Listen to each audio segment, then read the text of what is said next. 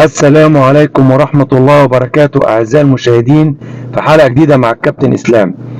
في الأول بندعي للكابتن أحمد رفعت إن ربنا سبحانه وتعالى يتم شفاءه على خير ويخرج بالسلامة ويرجع بإذن الله أحسن من الأول.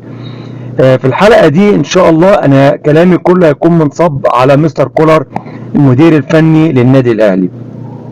بعيدا عن ركلة الجزاء اللي لم تحتسب عن تعمد من الحكام امبارح، لان ده مش خطأ تحكيمي ولكن ده تعمد ان الحكم ما يحسبش ركلة جزاء للنادي الاهلي، ولكن في المجمل احنا لا نستحق الفوز.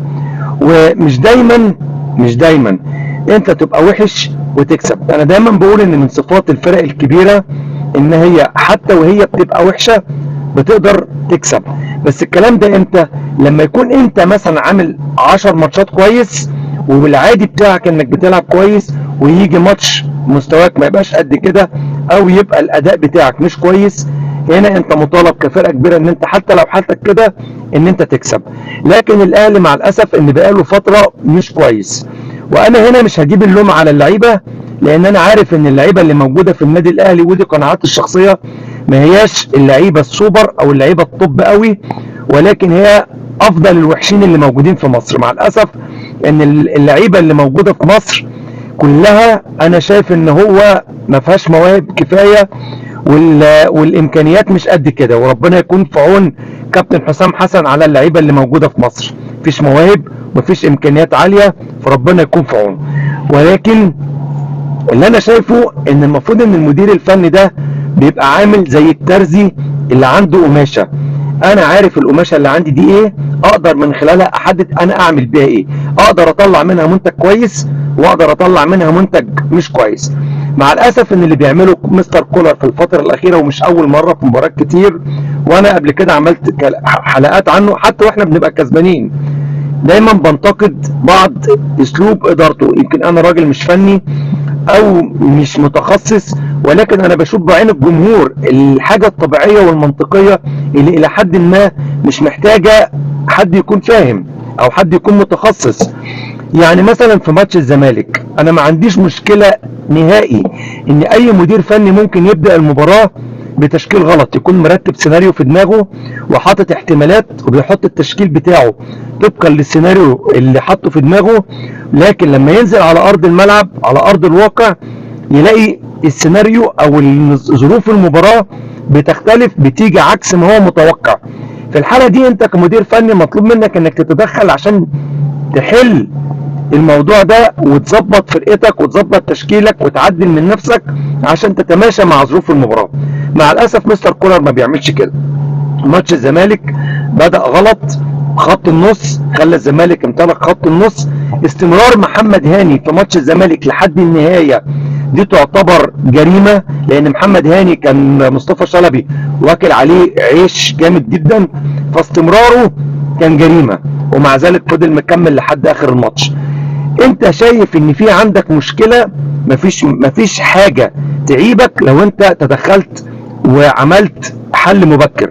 نيجي في ماتش امبارح، انت بدأت بعمر كمال مساك او قلب دفاع، ما عنديش مشكلة انك تبدأ كده، في حين ان انت عندك خالد عبد الفتاح لعبها قبل كده واجاد فيها، عندك محمد هاني انا شايف ان هو ممتاز بصراحة لما بيلعب قلب دفاع وشفته في اكتر من ماتش، فليه انا اجرب واحد تاني وانا عندي اتنين اوريدي لعبت بيهم؟ وبعيدا عن دول، هل الاهلي مفهوش في الشباب والفرق ال 21 و 22 سنة لعيبة تقدر تسد المركز دوت؟ دي تبقى كارثة لو مش موجودة في الاهلي لعيبة تقدر تسد في المركز ده. لكن نكمل كلامنا. عمر كمال انت بدأت بيه، اول هدف جه في النادي الاهلي من عمر كمال. انت شفت القصة دي وانت بنفسك في المؤتمر الصحفي انت قلت ان انت كنت غلطان ان انت لعبت عمر كمال في المركز ده، يبقى انت سايبه ليه طول الماتش؟ طبيعي ان انت تروح تشده، يا اما تطلعه وتنزل محمد هاني او تنزل خالد عبد الفتاح، يا اما كنت شديت اكرم توفيق وده كنت شايف الانسب، وكنت جبت عمر كمال ناحيه اليمين ونزلت محمد هاني او خالد عبد الفتاح، كنت عدلت من البدايه. انت شايف ان في غلط والغلط منك، ليه بتستنى لحد ليه بتستنى الماتش كله وتيجي تقول انا غلطان؟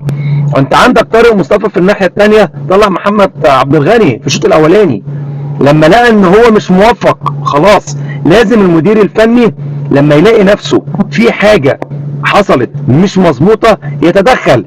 كان مانويل جوزيه كان ممكن بعد نص ساعه يغير، مش عيب. ليه الكبر؟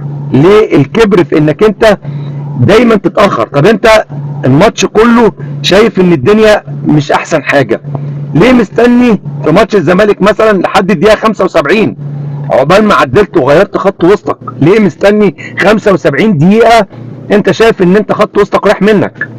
وفي الماتش بتاع امبارح في البنك الاهلي ليه انت مستني الماتش كله ما طلعتش عمر كمال من قلب الدفاع؟ ليه مستني لما ندفع الضريبه؟ لما نخسر ادينا خسرنا. مش كل مره هتبقى وحش وظروف تخدمك وتكسب.